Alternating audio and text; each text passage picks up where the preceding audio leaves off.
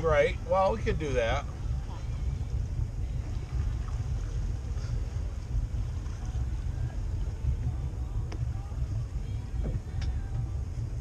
So we're in a zero wind situation, no current, no wind. This is just like the easiest possible docking situation to come into. With my wife on the bow, I'd like to have her be able to get to that cleat. So I want to get my bow, I want to get her to the cleat first. So instead of just going parallel to the dock, because the bow tapers in, she can't get to that cleat. So what I like to do is I just come in straight like this, and I will maneuver my cleat right to the cleat on the dock that she wants to get to, and then she can go ahead and wrap the line. But now I can see that I got a guy that's going to help us. So she'll hand it to him and tell him.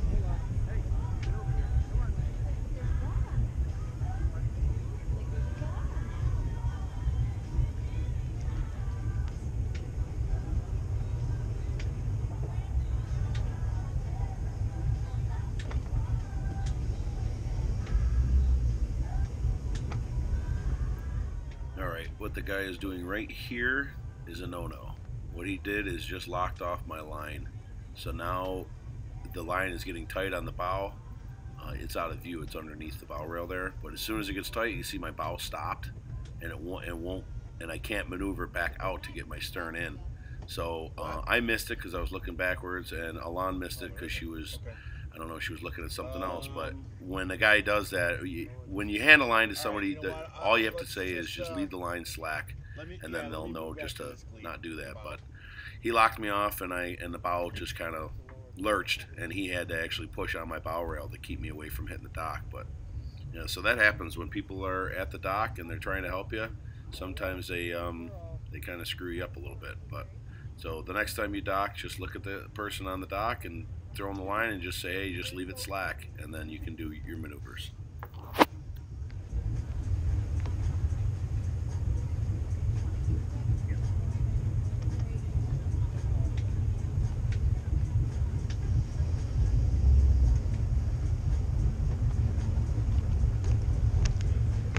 Got it? I think you're good. Okay. Thank you.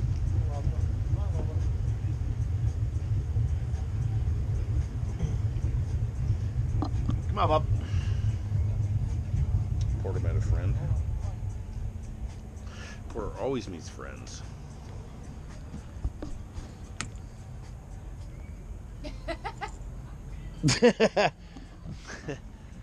Carry on luggage.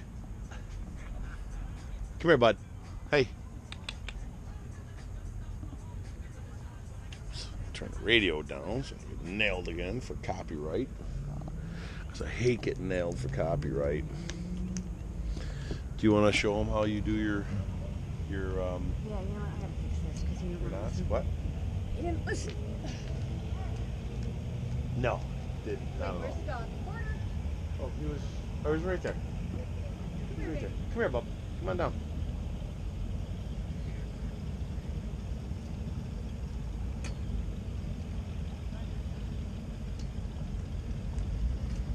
On the boat, baby. Come on, get in the boat. Get in the boat. Come on, get in the boat. Good boy.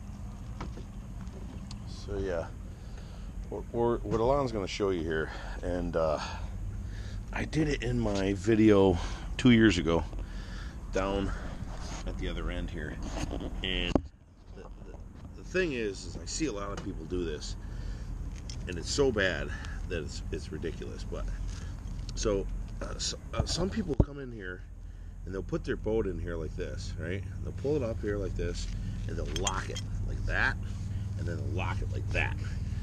Now, honey, if I can have you stand on that line.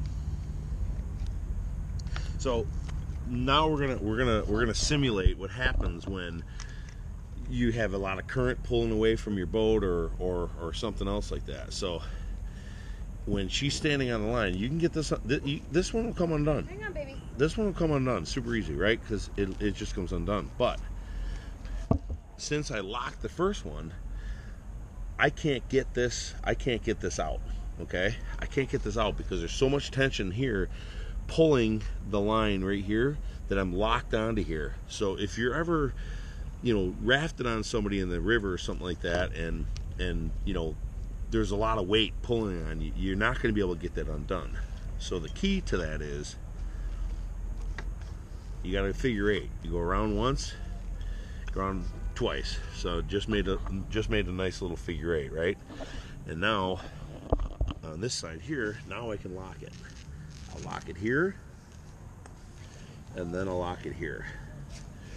Now, honey, if you could again just stand on this real quick. Huh? Okay. Just had a little power issue.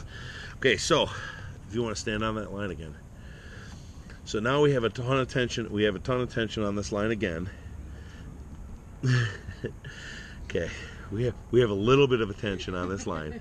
I can unlock this, no big deal. That'll come undone. And my second lock, I can unlock that, no big deal. And since these aren't locked, these just unloop, and the line is off.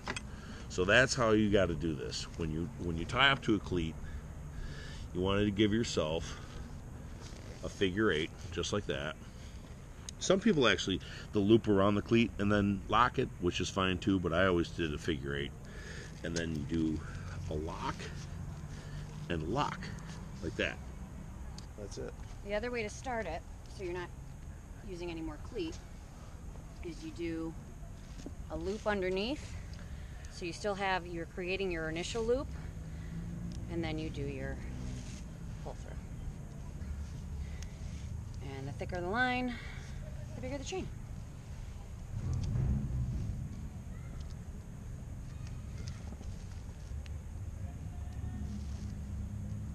I believe one of your fans is calling you. Why? Because I just heard Fitzy. Nah.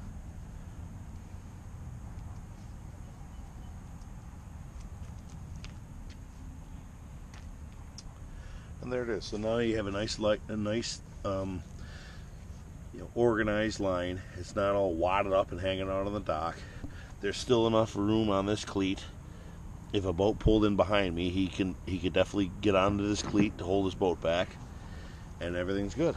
And if it gets knocked off the edge, which happens a lot, Yeah. it barely touches the water. Yeah. So you don't have all your line hanging in the water and stuff. And it's not soaked. That's it. So now we're gonna put this guy down to bed, so we can watch some Jeopardy, Good nap time. and then we're gonna go out, eat some dinner. Come. So we'll see you in a little bit.